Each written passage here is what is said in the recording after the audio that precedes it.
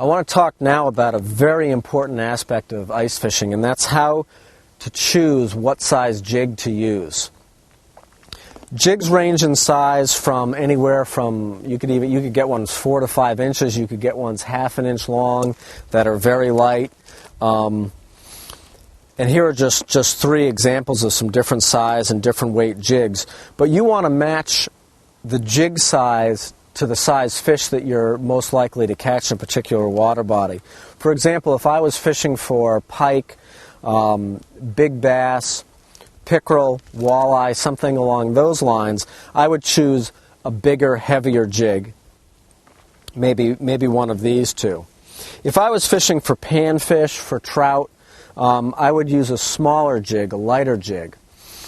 Again, you don't want to put down a jig that's almost as big as the fish that you're trying to catch or half the size of them. So you always need to remember, what size fish am I fishing for, what species am I fishing for.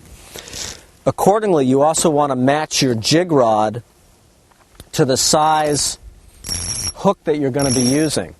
You want a jig rod, you want to use the appropriate jig rod with the appropriate lure so that when you pull up on that rod, you're just getting a little bit of bend in it and you can feel the jig or the lure that you're using. If it's too big, your rod tip would look like this. You won't be able to feel a bite as well. If it's too light, you won't have any bend in your rod when you bend it up and down, and you won't be able to feel the jig. So remember, not only match the size of the jig to the species you're after, but also to the size of the jig rod that you're using.